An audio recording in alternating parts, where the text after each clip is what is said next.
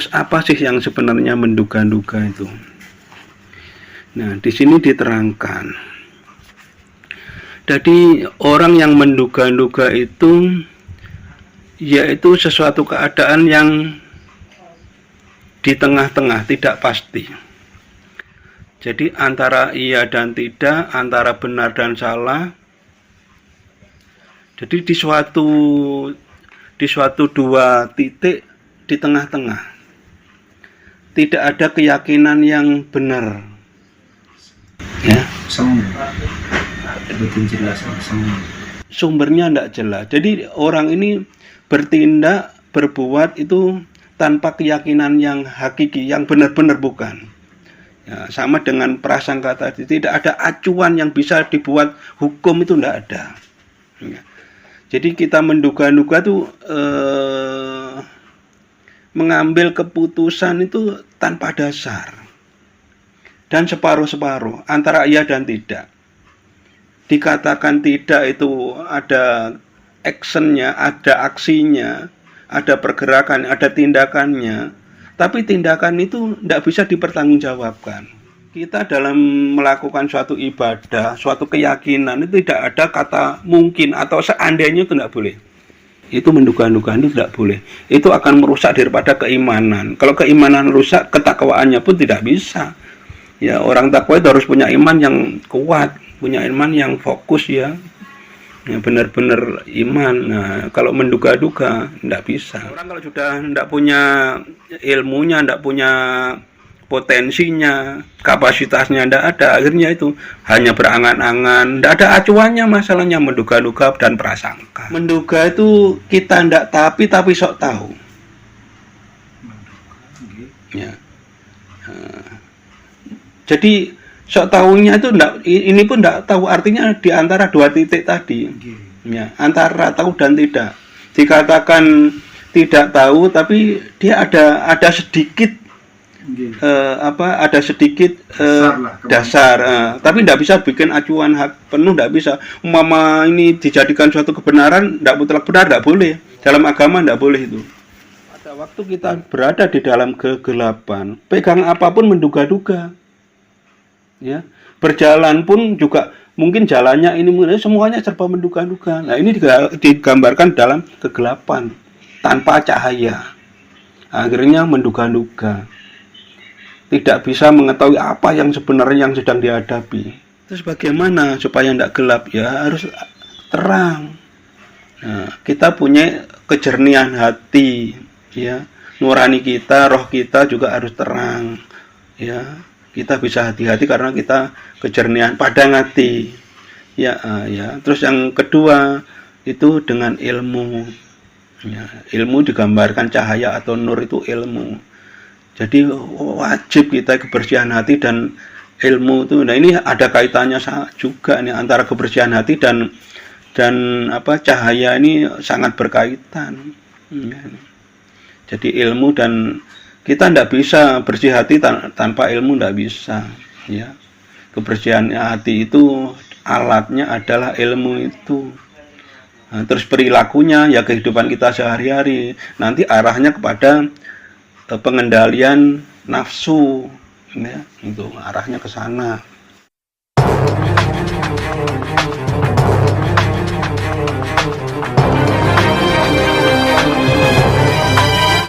A'udzubillahi minasyaitonirrajim. Bismillahirrahmanirrahim. Wa minhum ummiyuna la ya'lamuna al-kitaba illa amaniya wa inhum illa yadunnun. Dan di antara mereka ada yang buta huruf, tidak memahami kitab Taurat kecuali hanya berangan-angan, dan mereka hanya menduga-duga. Ya. Melanjutkan daripada pertemuan yang tempo hari. Jadi ini ke pertemuan yang keberapa untuk ayat ini? 4 ya, pertemuan yang keempat kali. Ummiyun sudah dibahas, terus Ya'lamu juga sudah dibahas, Amani sudah. Nah, sekarang adalah yadunun. Jadi berdasarkan ayat ini dari terjemahan ayat ini, kira-kira apa yang bisa kita ambil hikmahnya dari ayat ini untuk khususnya pada kalimat yang menduga-duga atau yadunun di sini. Jadi secara keseluruhan ayat ini adalah menggambarkan keberadaan kaum Nabi Musa pada waktu itu, ya. Secara keseluruhan adalah untuk ayat ini menggambarkan kondisi daripada kaum Nabi Musa saat itu. Yaitu buta huruf sudah diterangkan, terus yang berangan-angan itu bagaimana juga sudah diterangkan, terus yang sekarang ini yang menduga-duga. Jadi terjemahannya itu menduga-duga. Ini mengajarkan kita bahwasanya hidup itu bukan tergantung apa yang diinginkan kita. Ini Pak saya sakit maringi damel sedaya niki.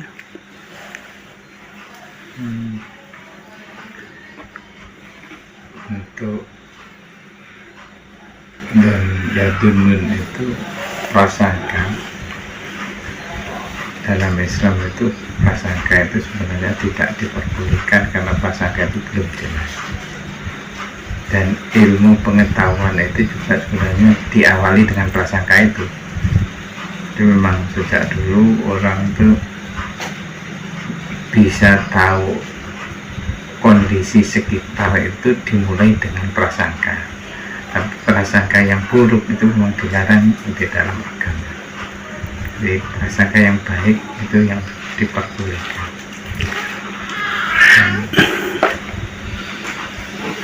Orang untuk mengetahui untuk menentukan suatu kebaikan tidak diperkenankan didasarkan pada prasangka, tapi harus ada satu titik konsep ketentuan yang harus jadi dasar, bukan berdasarkan prasangka, karena masing-masing orang punya prasangka masing-masing. Masing-masing orang punya penilaian dan prasangkanya sendiri-sendiri. Makanya prasangka itu nggak bisa dijadikan ukuran untuk sebuah kebaikan hukum atau penghukuman terhadap satu kasus hukum.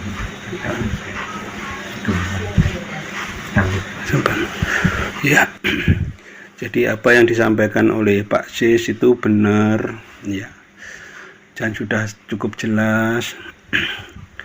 Nah, di sini saya hanya menambahkan dari yang sudah diterangkan. Prasangka dengan menduga-duga ini ada kaitannya erat. Cuman ada perbedaannya juga. Ya, kalau prasangka tadi sudah dijelaskan oleh Pak Sis itu memang benar dan cukup jelas. Nah, ini saya menambahi tentang menduga-duga. Terus apa sih yang sebenarnya menduga-duga itu? Nah, di sini diterangkan. Jadi orang yang menduga-duga itu yaitu sesuatu keadaan yang di tengah-tengah, tidak pasti. Jadi antara iya dan tidak, antara benar dan salah. Jadi di suatu dua titik di tengah-tengah. Tidak ada keyakinan yang benar. Ya, Betul jelas semua. sumbernya tidak jelas. Jadi orang ini bertindak, berbuat itu tanpa keyakinan yang hakiki, yang benar-benar bukan. Ya, sama dengan prasangka tadi, tidak ada acuan yang bisa dibuat hukum itu tidak ada. Ya. Jadi kita menduga-duga itu mengambil keputusan itu tanpa dasar dan separuh-separuh antara iya dan tidak. Dikatakan tidak itu ada actionnya, ada aksinya, ada pergerakan, ada tindakannya, tapi tindakan itu tidak bisa dipertanggungjawabkan. Ya. Jadi setiap apapun kita tidak boleh menduga-duga. Ya, di sini cukup jelas diterangkan di dalam ayat ini bahwa itu didasari dari buta huruf yang tadi ya kemarin yang diterangkan itu buta huruf itu sebenarnya seperti apa, terus angan-angan amani itu seperti apa, angan-angan prasangka dan menduga-duga itu hampir sama. Nah, kesamaan pastinya itu tidak bisa dijadikan satu acuan hukum, ya, kesamaan seperti itu. Jadi menduga-duga itu istilahnya mengira-ngira dan menduga-duga itu juga beda ya. Jadi menduga-duga itu mungkin, ya, kalimatnya itu kalau disederhanakan mungkin. Sesuatu yang mungkin itu belum pasti, loh, itu nggak boleh. Ya. Kita dalam melakukan suatu ibadah, suatu keyakinan itu tidak ada kata mungkin atau seandainya, itu tidak boleh. Itu menduga-duga itu tidak boleh. Itu akan merusak daripada keimanan. Kalau keimanan rusak, ketakwaannya pun tidak bisa. Ya, orang takwa itu harus punya iman yang kuat, punya iman yang fokus ya. Ya, benar-benar iman. Nah, kalau menduga-duga tidak bisa. Nah, jadi pada waktu kejadian itu, jadi kaum Musa itu menduga-duga, tidak bisa. Nah, ini peringatan untuk kita melalui kaum Nabi Musa pada waktu itu. Tapi masih relevan sampai saat ini tentang perilaku ini, ya. Jadi kita tidak boleh setengah-tengah. Nah, ini makanya kita dituntut untuk punya ilmu, ya, punya ilmu itu supaya kita tidak menduga-duga. Dan kalau orang ilmunya, umpama ilmunya sedikit atau kurang, itu sok pinter sudah menduga-duga.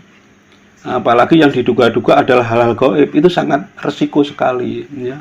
Makanya tidak boleh, ya.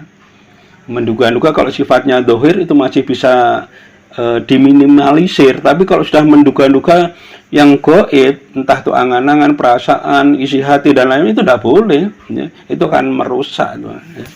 Itu tidak boleh, benar-benar tidak boleh. Ini peringatan di ayat 78 itu seperti itu. Kita tidak boleh menduga-duga, ya. Gitu. Jadi pertama itu ya kita harus pintar, kita harus tahu, kita harus punya ilmu, harus ngaji benar-benar. Ya, makanya awalnya disebut adalah umiyun, ya, buta huruf. Ini tidak boleh kita. Akhirnya itu orang kalau sudah tidak punya ilmunya, tidak punya potensinya, kapasitasnya tidak ada, akhirnya itu hanya berangan-angan, tidak ada acuannya, masalahnya menduga-duga dan prasangka. Ya, semuanya seperti itu. Sampai di sini ada pertanyaan. Dalam hal wonten yang sakit, kan dokter, kan itu biasanya saat hari ditanglepi sakitnya apa, kondisinya apa. Lek saat hari diagnosa sing detail kan tasik menduga. Lho niku nopo pun sarambung saat hari niku menduga, nopo sak mantune niku kalau diagnosa pun sudah terjadi, maksudnya wis di lab nopo santen terkadang masih luput dan ternyata ada penyakit lain-lain. Itu termasuk nopo dalam awalannya memang menduga secara ya nopo itu. Nah, ini kan menduga dengan analisa itu beda. Ya. Menduga itu kita ndak tapi sok tahu. Ya. Jadi sok tahunya itu enggak, ini pun enggak tahu, artinya di antara dua titik tadi. Ya, antara tahu dan tidak. Dikatakan tidak tahu tapi dia ada sedikit ada sedikit dasar, tapi tidak bisa bikin acuan hak penuh, tidak bisa. Umpama ini dijadikan suatu kebenaran, tidak mutlak benar, tidak boleh. Dalam agama tidak boleh itu. Ya. Kalau dokter tadi menganalisa bukan menduga. Ya. Jadi beda. Ya. Menduga itu umpamanya orang lewat, itu mungkin maling, enggak boleh. atau wataknya orang, sifatnya orang, atau apa artinya keberadaan orang, keberadaan, tingkah laku, keberadaan, dan itu tidak boleh kita menduga-duga. Kita harus tahu persis. Nah, ini diajarkan kita tuh hati-hati, ya. Untuk hati-hati harus punya ilmunya, ya, itu. Jadi hati-hati tanpa ilmunya tidak bisa, akan tetap menduga-duga nanti, tidak bisa, ya. Meskipun ada suatu perkara berarti harus spesifik dulu. Nah, kita harus hati. Nah, itu jari ini tuh menduga-duga, tidak boleh itu, tidak boleh, ya. Akan merusak, ya, ya tatanan batin, juga dohir termasuk hubungan antar manusia ini, dohir ini akan rusak dengan katanya itu tidak boleh, akan merusak, ya. Nah, ada pertanyaan lagi. Tuh yang dua. Nah, ini kegelapan. Dalam arti kegelapan di sini peteng. Jadi sesuatu bertindak karena kegelapan. Jadi kepetengan lah ibaratnya. Jadi digambarkan gelap di sini ibaratnya kita posisi dalam kegelapan. Ya. Sanes kosong, sanes. Bukan. Jadi kalau pada waktu kita berada di dalam kegelapan, pegang apapun menduga-duga, ya. Berjalan pun juga mungkin jalannya ini semuanya serba menduga-duga. Nah, ini digambarkan dalam kegelapan tanpa cahaya. Akhirnya menduga-duga, tidak bisa mengetahui apa yang sebenarnya yang sedang dihadapi. Itu. Ya, ini jadi digambarkan di sini adalah dalam kegelapan. Jadi pegang apa juga menduga-duga, karena belum tentu, umpama batu kayak batu belum tentu batu, ya. Terus kaki melangkah ke sana mungkin jalannya ini ternyata bukan. Jadi serba nah itu digambarkan seperti itu. Jadi begitu bahayanya orang menduga-duga, seperti kita dalam kegelapan itu cukup bahaya. Andai kata ada jurang di depan pun kita tidak tahu. Ini sangat bahaya sekali. Makanya di sini